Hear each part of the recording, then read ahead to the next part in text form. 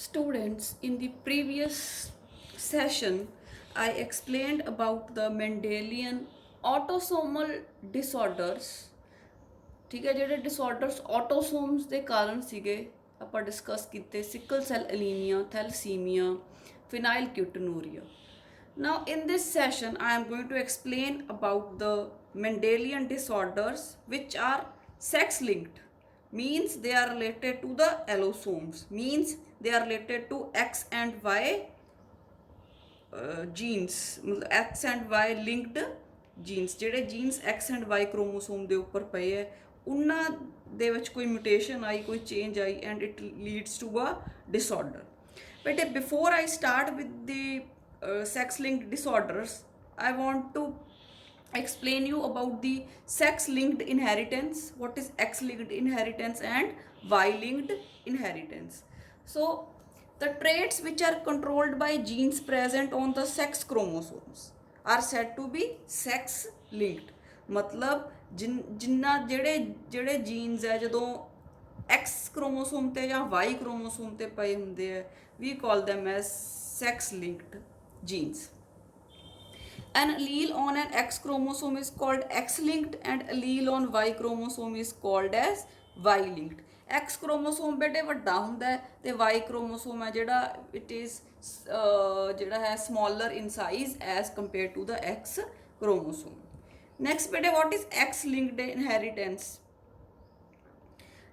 ਇਹਦਾ ਮਤਲਬ ਇਹ ਹੈ ਬੇਟੇ ਕਿ ਜਿਹੜਾ ਮੇਲ ਹੈ ਉਹ ਜਿਹੜਾ ਐਕਸ ਕ੍ਰੋਮੋਸੋਮ ਹੈ ਤੇ ਐਕਸ ਕ੍ਰੋਮੋਸੋਮ ਦੇ ਨਾਲ ਜੋ ਵੀ ਲਿੰਕਡ ਅਲੀਲਸ ਹੈ, ਠੀਕ ਹੈ, ਉਹ ਆਪਦੀ ਮਦਰ ਤੋਂ ਲੈਂਦਾ, not from the father. A male always receives an X linked allele from his mother. ਦੇਖੋ ਮਦਰ ਕੋਲੇ ਬੇਟੇ ਐਕਸ ਐਕਸ ਹੁੰਦੇ ਆ, ਫਾਦਰ ਕੋਲੇ ਐਕਸ ਵਾਈ ਹੁੰਦਾ। ਜਦੋਂ ਸਪੋਜ਼ ਮੇਲ ਬੇਬੀ ਬੌਰਨ ਹੁੰਦਾ ਤਾਂ ਉਹਦੇ 'ਚ ਐਕਸ ਮਦਰ ਤੋਂ ਆਉਂਦਾ, ਫਾਦਰ ਤੋਂ ਤਾਂ ਵਾਈ ਆਉਂਦੀ ਹੈ।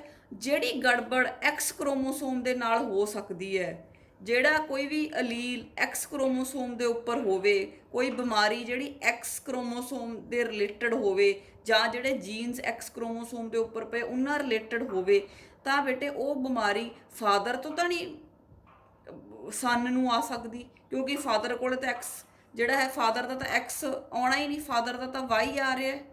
ਇਹਦਾ ਕਹਿਣ ਦਾ ਮਤਲਬ ਇਹ ਹੈ ਕਿ ਅਗਰ ਜਿਹੜਾ ਸਨ ਹੈ ਉਹਦੇ ਵਿੱਚ ਕੋਈ ਇਸ ਤਰ੍ਹਾਂ ਦੀ ਡਿਸਆਰਡਰ ਹੈ ਜਿਹੜਾ ਐਕਸ ਲਿੰਕਡ ਹੈ, ਤਾਂ ਉਹ ਜਿਹੜੀ ਬਿਮਾਰੀ ਆ ਉਹ ਉਸ ਸਨ ਨੂੰ ਮਦਰ ਤੋਂ ਹੀ ਟਰਾਂਸਮਿਟ ਹੋਊਗੀ। ਠੀਕ ਹੈ, ਬਿਕੋਜ਼ ਐਕਸ ਕ੍ਰੋਮੋਸੋਮ ਹੈ ਜਿਹੜਾ ਉਹ ਫਾਦਰ ਤੋਂ ਤਾਂ ਆ ਹੀ ਨਹੀਂ ਰਿਹਾ ਸਨ ਕੋਲ। ਠੀਕ ਹੈ, a female receives X linked traits equally from mother and father. ਜਿਹੜੀ ਫੀਮੇਲ ਹੈ ਉਹਦੇ ਕੋਲੋਂ ਬੇਟੇ ਇੱਕ ਜਿਹੜਾ ਹੈ ਐਗ 'ਚ ਐਕਸ ਹੋਣਾ, ਇੱਕ ਸਪਰਮ 'ਚ ਐਕਸ ਹੋਣਾ, ਤਾਂ ਉਹਦਾ ਇਕੁਅਲੀ ਚਾਂਸਿਸ ਹੈ ਕਿ ਉਹਨੂੰ ਤਾਂ ਐਕਸ ਲਿੰਕਡ ਡਿਸਆਰਡਰਸ ਮਦਰ ਤੋਂ ਵੀ ਆ ਸਕਦੇ ਆ ਤੇ ਫਾਦਰ ਤੋਂ ਵੀ ਆ ਸਕਦੇ ਆ।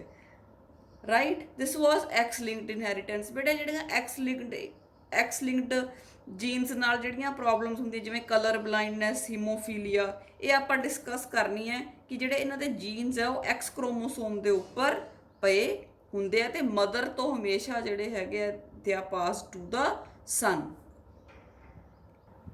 Next we have the Y-linked inheritance, means an allele on the Y chromosome is Y-linked, right? Y chromosome is shorter than X chromosome and it contains few genes। X chromosome ਤੇ ਬੇਟੇ ਜ਼ਿਆਦਾ genes ਲੱਗੇ ਹੁੰਦੇ ਆ, Y chromosome ਤੇ ਘੱਟ genes ਲੱਗੇ ਹੁੰਦੇ ਆ। ਤੇ ਜਿਹੜਾ Y ਹੈ it always passes from the father to son. ਜੇ ਕੋਈ ਵਾਈ ਲਿੰਕਡ ਡਿਸਆਰਡਰ ਹੈ, ਕੋਈ ਬਿਮਾਰੀ, ਕੋਈ ਜੀਨ ਹੈ ਜਿਹੜਾ ਉਹ ਵਾਈ ਤੇ ਪਿਆ ਹੈ ਤੇ ਉਹਦੇ 'ਚ ਖਰਾਬੀ ਹੈ, ਤਾਂ ਉਹ ਡਾਕਟਰ ਨੂੰ ਤਾਂ ਫਾਦਰ ਤੋਂ ਪ੍ਰੋਬਲਮ ਹੋਣ ਦੇ ਚਾਂਸਿਸ ਹੀ ਨਹੀਂ, ਕਿਉਂਕਿ ਡਾਕਟਰ ਨੂੰ ਤਾਂ ਡਾਕਟਰ ਨੂੰ ਤਾਂ ਆਉਣਾ ਹੀ ਨਹੀਂ। ਤਾਂ ਫਾਦਰ ਨੂੰ ਅਗਰ ਪ੍ਰੋਬਲਮ ਵੀ ਹੈ, ਵਾਈ ਲਿੰਕਡ ਕੋਈ ਪ੍ਰੋਬਲਮ ਹੈ, ਤਾਂ ਡਾਕਟਰ 'ਚ ਅੱਗੇ ਇਨਹੈਰਿਟ ਹੋ ਹੀ ਨਹੀਂ ਸਕਦੀ, ਕਿਉਂਕਿ the daughter is having XX।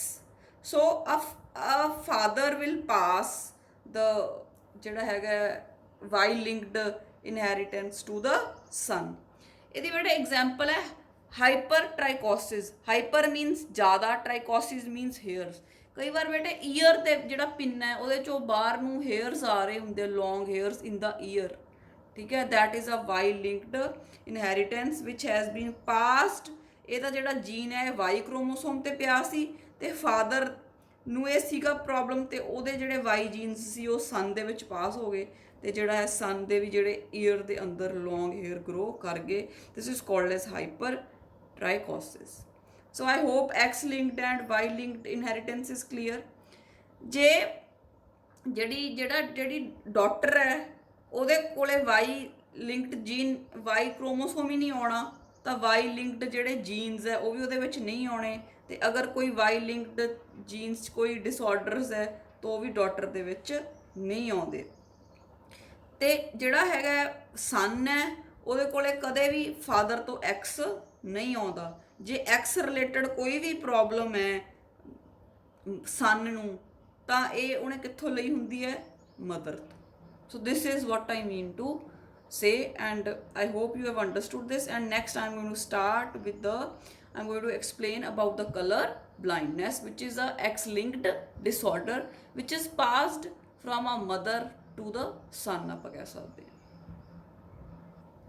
Okay ਬੇਟੇ, we will start with the sex-linked recessive Mendelian disorders. ਪਿਛਲੇ ਜਿਹੜਾ ਸੀਗਾ ਸੈਸ਼ਨ ਉਹਦੇ ਵਿੱਚ ਮੈਂ ਐਕਸਪਲੇਨ ਕੀਤੇ ਆਟੋਸੋਮਲ, right? Here it is sex linked. Sex linked means related to X or Y chromosome, ठीक है। recessive means ਜਿਹੜਾ character dominant ਨਾ ਹੋਵੇ। Mendelian disorder ਚ ਆਪਾਂ ਕਹਿੰਦੇ ਆ there is a change, there is a mutation in a single gene। ਇੱਕ ਜੀਨ ਦੇ ਵਿੱਚ ਪ੍ਰੋਬਲਮ ਆਵੇ ਤੇ ਉਹ ਜੀਨ ਪਿਆ ਕਿੱਥੇ ਹੋਵੇ, X ਤੇ ਜਾਂ Y ਤੇ। ਬਟ ਬੇਟੇ ਆਪਾਂ ਜਿਹੜੇ ਇੱਥੇ ਡਿਸਆਰਡਰ ਡਿਸਕਸ ਕਰਨੇ ਆ ਦੋਨੋਂ ਹੀ X ਲਿੰਕਡ ਹੈ, X, ਠੀਕ ਹੈ। ਤੇ ਐਕਸ ਦੇ ਉੱਪਰ ਕਿਸੇ ਇੱਕ ਜੀਨ ਦੇ ਵਿੱਚ ਪ੍ਰੋਬਲਮ ਆਉਣ ਦੇ ਨਾਲ ਜਿਹੜੇ ਡਿਸਆਰਡਰਸ ਹੈ ਹੁੰਦੇ। First one is the colour blindness. ਹੁਣ colour blindness recessive sex linked disorder in which the eye fails to distinguish red and green colour, ਠੀਕ ਹੈ। ਬੰਦੇ ਨੂੰ ਬੇਟੇ ਰੈੱਡ ਤੇ ਗ੍ਰੀਨ ਕਲਰ ਦੇ ਵਿੱਚ ਫਰਕ ਨਹੀਂ ਪਤਾ ਲੱਗਦਾ, ਠੀਕ ਹੈ। It does not mean not seeing any colour at all, ਕਿ ਇਹ ਨਹੀਂ ਕਿ ਉਹਨੂੰ ਕੋਈ ਰੰਗ ਦਿਸਦਾ ਹੀ ਨਹੀਂ। ਬੰਦੇ ਨੂੰ ਕਲਰਸ ਦਿਸਦੇ ਹੈ ਪਰ ਉਹਨੂੰ ਰੈੱਡ ਤੇ ਗ੍ਰੀਨ ਦਾ ਡਿਫਰੈਂਸ ਨਹੀਂ ਪਤਾ ਲੱਗਦਾ ਵੀ ਇਹ ਰੈੱਡ ਹੈ ਕਿ ਗ੍ਰੀਨ ਹੈ, ਠੀਕ ਹੈ।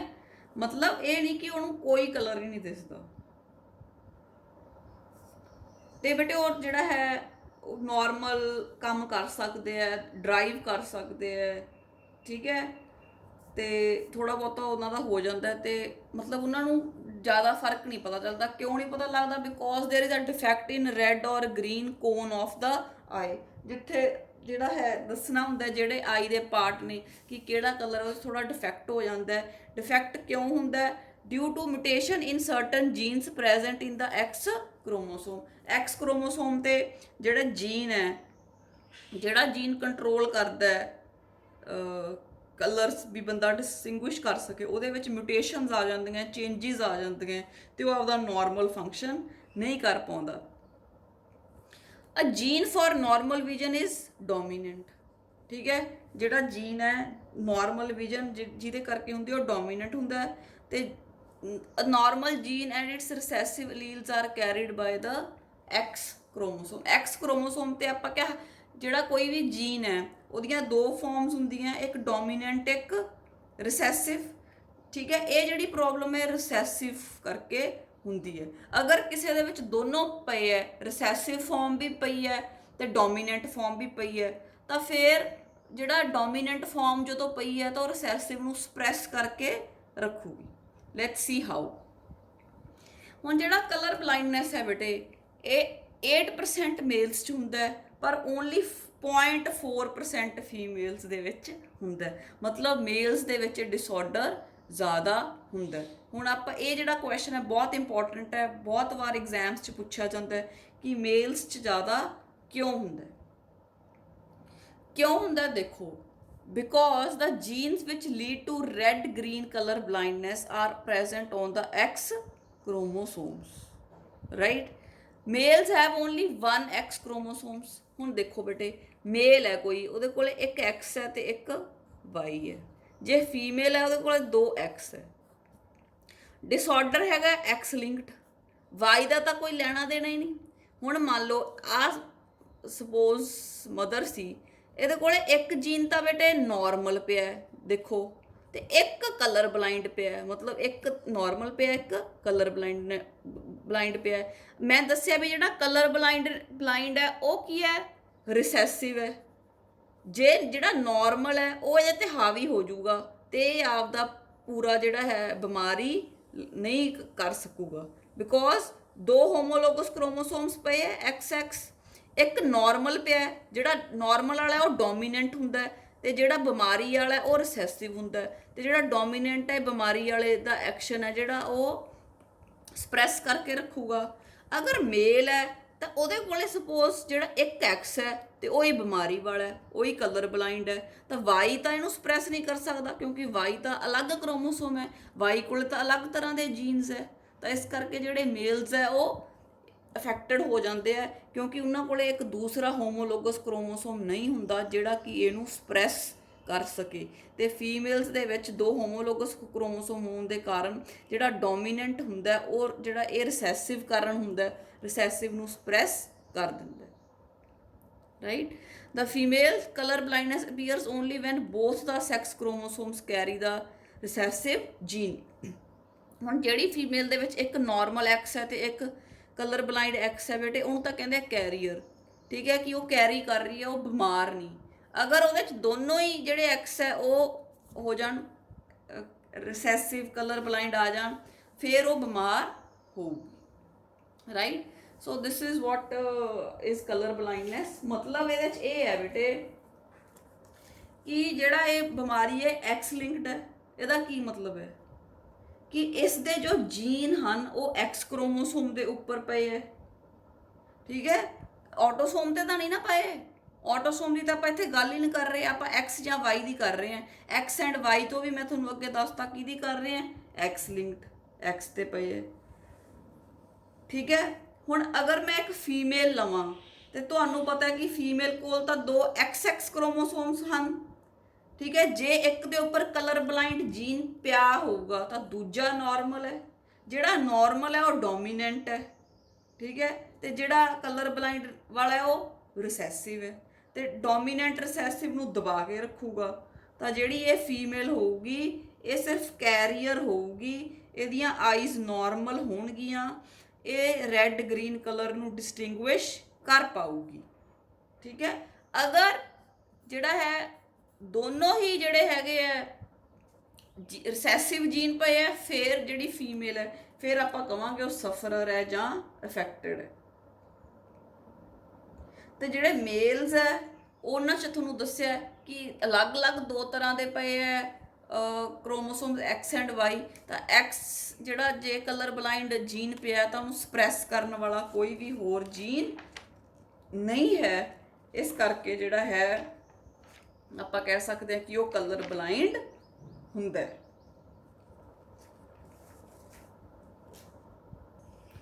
ਹੁਣ ਨੈਕਸਟ ਬੇਟੇ ਜਿਹੜੇ ਇਦਾਂ ਦੇ ਐਕਸ ਲਿੰਕਡ ਜਿਹੜੇ ਡਿਸਆਰਡਰਸ ਹੈ ਜਿਹੜੇ ਇਹ ਬੇਟੇ ਕ੍ਰਿਸ ਕ੍ਰਾਸ ਇਨਹੈਰੀਟੈਂਸ ਸ਼ੋ ਕਰਦੇ ਆ। ਕ੍ਰਿਸ ਕ੍ਰਾਸ ਇਨਹੈਰੀਟੈਂਸ ਦਾ ਕੀ ਮਤਲਬ ਹੈ, ਜਦੋਂ ਨਾਨੇ ਤੋਂ ਦੋਤੇ 'ਚ ਕੋਈ ਬਿਮਾਰੀ ਆ ਜੇ, ਠੀਕ ਹੈ, that is called the criss cross inheritance. ਮਤਲਬ ਜਿਹੜੇ ਮਦਰ ਦੇ ਪਾਪਾ ਹੈ, ਮਟਰਨਲ ਗ੍ਰੈਂਡਫਾਦਰ ਹੈ, ਜੇ ਉਹ ਇਫੈਕਟਡ ਹੈ, ਠੀਕ ਹੈ, ਤਾਂ ਤੁਹਾਡੀ ਮਦਰ 'ਚ ਫਾਦਰ ਤੋਂ ਤਾਂ ਐਕਸ ਆ ਜਾਊਗਾ, ਜਿਹੜਾ ਅਫੈਕਟਡ ਐਕਸ ਹੈ, ਜਿਹੜਾ ਕੈਰੀ ਕਰ ਰਿਹਾ ਜਿਹੜਾ ਕਲਰ ਬਲਾਈਂਡਨੈਸ ਦਾ ਜੀਨ ਕੈਰੀ ਕਰ ਰਿਹਾ, ਤਾਂ ਤੁਹਾਡੀ ਮਦਰ 'ਚ ਆ ਗਿਆ। ਹੁਣ ਤੁਹਾਡੀ ਮਦਰ 'ਚ ਦੋ ਐਕਸ ਕ੍ਰੋਮੋਸੋਮਸ ਹੈ, ਇੱਕ ਡੋਮੀਨੈਂਟ ਪਿਆ, ਇੱਕ ਰਿਸੈਸਿਵ। ਜਿਹੜਾ ਡੋਮੀਨੈਂਟ ਹੈ, ਠੀਕ ਹੈ, ਉਹ ਨਾਰਮਲ ਹੈ ਤੇ ਰਿਸੈਸਿਵ ਨੂੰ ਦਬਾ ਕੇ ਰੱਖੂਗਾ, ਤਾਂ ਤੁਹਾਡੀ ਮਦਰ ਕਲਰ ਬਲਾਈਂਡ ਨਹੀਂ, ਉਹ ਸਿਰਫ ਜੀਨ ਕੈਰੀ ਕਰ ਰਹੀ ਹੈ। ਤੇ ਜਦੋਂ ਮਤਲਬ ਤੁਹਾਡੀ ਮਦਰ ਹੈ ਜਿਹੜੀ ਉਹ ਕੈਰੀ ਕਰ ਰਹੀ ਹੈ, ਤਾਂ ਅਗਰ ਤਾਂ ਉਹਦੀ ਡਾਟਰ ਹੁੰਦੀ ਹੈ ਤਾਂ ਉਹਦੇ 'ਚ ਤਾਂ ਫਿਰ ਉਹਦਾ ਹੋਰ ਚਾਂਸਿਸ ਹੈ। ਪਰ ਅਗਰ ਜਿਹੜਾ ਮੇਲ ਚਾਈਲਡ ਮਤਲਬ ਉਹ ਪੈਦਾ ਕਰਦੀ ਹੈ ਤਾਂ ਮੇਲ ਕੋਲੇ ਤਾਂ ਜਿਹੜਾ ਐਕਸ ਹੈ ਉਹ ਕਿੱਥੋਂ ਆਉਣਾ, ਮਦਰ ਤੋਂ ਹੀ ਆਉਣਾ, ਤੇ ਮਦਰ ਕੋਲੇ ਇੱਕ ਐਕਸ ਹੈ ਜਿਹੜਾ ਉਹ ਕਲਰ ਬਲਾਈਂਡ ਦਾ ਜੀਨ ਕੈਰੀ ਕਰ ਰਿਹਾ, ਤਾਂ ਜਿਹੜਾ ਮੇਲ ਚਾਈਲਡ ਆ ਉਹ ਅਫੈਕਟ ਹੋਣ ਦੇ ਚਾਂਸਸ ਹੁੰਦੇ ਆ, right. So this is called as criss cross inheritance. ਜਦੋਂ ਜਿਹੜਾ ਕੋਈ ਜੀਨ ਹੈ ਉਹ ਫਾਦਰ ਤੋਂ ਡਾਟਰ 'ਚ ਆ ਜੇ ਤੇ ਫਿਰ ਜਿਹੜੀ ਉਹ ਮਦਰ ਹੈ, ਮਤਲਬ ਉਹਦੀ ਜਿਹੜੀ ਡਾਟਰ ਹੈ ਉਹ ਮਦਰ ਬਣ ਗਈ ਤੇ ਉਹਦੇ ਸਨ 'ਚ ਚਲਾ ਜਾਵੇ। This is called as criss cross inheritance. ਮਤਲਬ ਨਾਨੇ ਤੋਂ ਦੋਤੇ 'ਚ ਕੋਈ ਜਿਹੜਾ ਹੈ ਡਿਸਆਰਡਰ ਆਉਂਦਾ, it is called as criss cross inheritance and it is a X linked disorder. ਹੁਣ ਬੇਟੇ ਇੱਕ ਐਗਜ਼ਾਮਪਲ ਲੈ ਕੇ ਮੈਂ ਸਮਝਾਇਆ ਕਿ ਅਗਰ ਆਪਣੇ ਕੋਲ ਇੱਕ ਕੈਰੀਅਰ ਜਿਹੜੀ ਹੈ ਵਿਮਨ ਹੈ, ਠੀਕ ਹੈ, ਕੈਰੀਅਰ ਵਿਮਨ ਹੈ, ਉਹਦੇ ਕੋਲੇ ਇੱਕ ਨਾਰਮਲ ਐਕਸ ਹੈ ਵਿਚ ਇਜ਼ ਡੋਮੀਨੈਂਟ ਐਂਡ ਇੱਕ ਕਲਰ ਬਲਾਈਂਡ ਜੀਨ ਹੈ, ਠੀਕ ਹੈ, ਜਿਹੜਾ ਉਹਦੇ ਵਿਆਹ ਹੈ ਨਾਰਮਲ ਮੈਨ ਨਾਲ ਹੁੰਦਾ ਐਕਸ ਵਾਈ। ਹੁਣ ਜਿਹੜੀ ਫੀਮੇਲ ਹੈ ਉਹ ਦੋ ਤਰ੍ਹਾਂ ਦੇ ਗਮੀਟਸ ਪੈਦਾ ਕਰੂਗੀ, ਇੱਕ ਨਾਰਮਲ ਐਕਸ, ਇੱਕ ਰਿਸੈਸਿਵ ਐਕਸ ਜਿਹੜਾ ਡਿਜ਼ੀਜ਼ ਕਾਜ਼ਿੰਗ ਹੈ, ਤੇ ਫਾਦਰ ਦਾ ਐਕਸ ਤੇ ਵਾਈ। ਹੁਣ ਬੇਟੇ ਆਪਾਂ ਇੱਕ ਚੈਕਰ ਬੋਰਡ ਬਣਾ ਕੇ ਦੇਖਦੇ ਹਾਂ ਕਿ ਕਿਸ ਤਰ੍ਹਾਂ ਦੀ ਜਿਹੜੀ ਹੈ ਆਫਸਪ੍ਰਿੰਗਸ ਪ੍ਰੋਜੇਨੀ ਆਉਂਦੀ ਹੈ।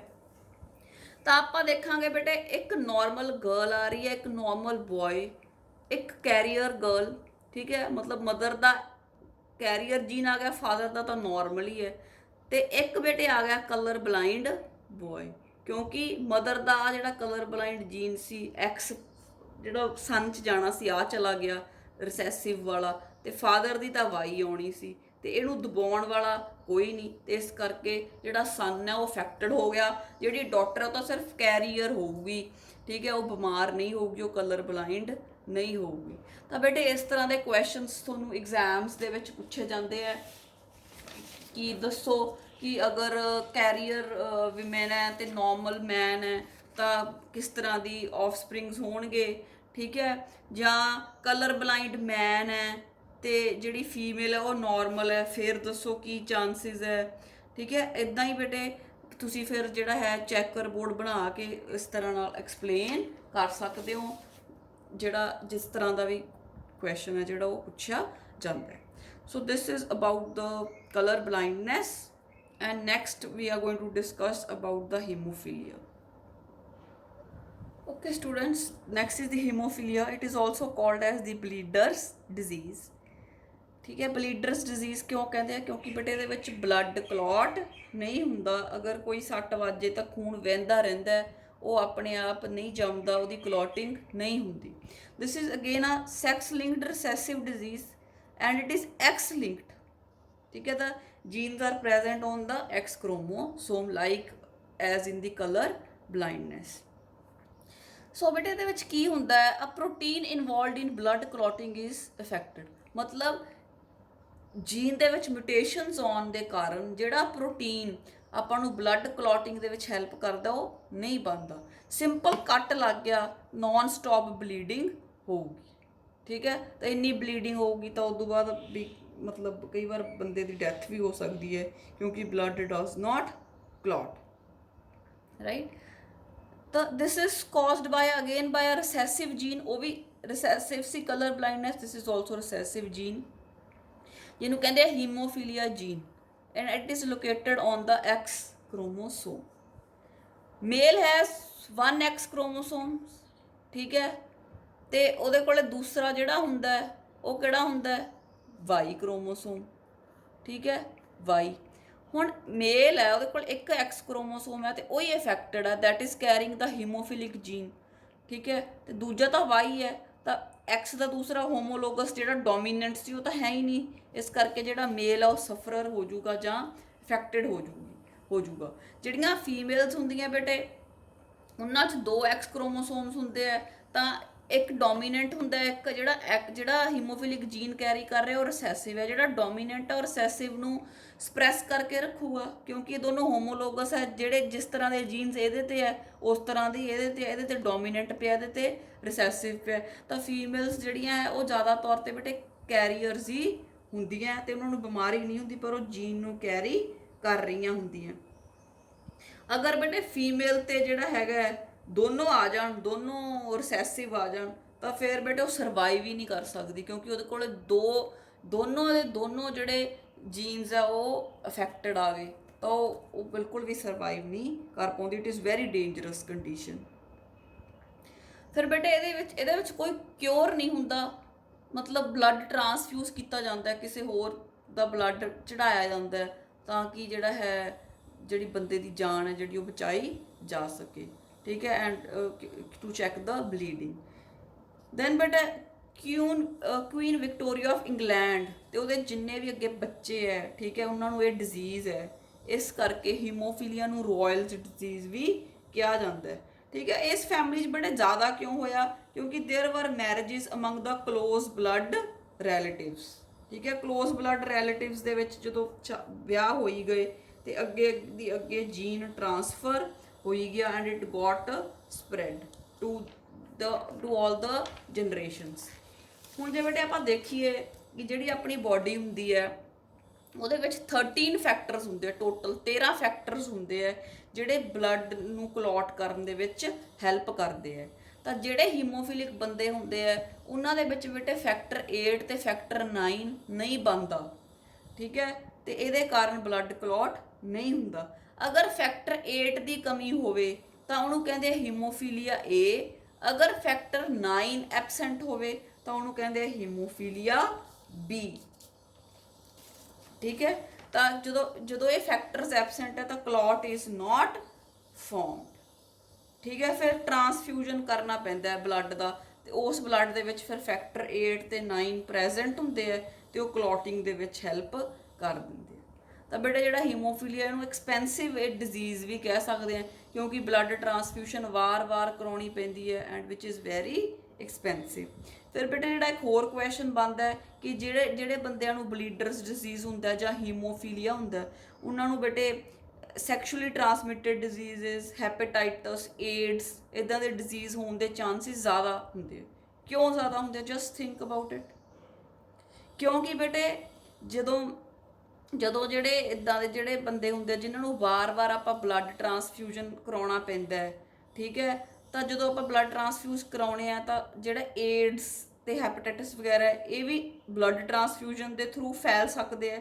ਤਾਂ ਜਦੋਂ ਵਾਰ-ਵਾਰ ਬੰਦਾ ਬਲੱਡ ਲੈਂਦਾ ਤਾਂ ਚਾਂਸਿਸ ਹੁੰਦੇ ਆ ਕਈ ਵਾਰ ਇਨਫੈਕਟਡ ਬਲੱਡ ਜਿਹੜਾ ਜਿਹਦੇ ਵਿੱਚ ਵਾਇਰਸ ਹੈ ਏਡਸ ਦਾ ਜਾਂ ਹੈਪੇਟਾਈਟਸ ਦਾ ਉਹ ਆ ਸਕਦਾ ਹੈ, right? So it is an expensive disease and the people who have this hemophilia are at a more risk of diseases, STD diseases, hepatitis, AIDS, etc.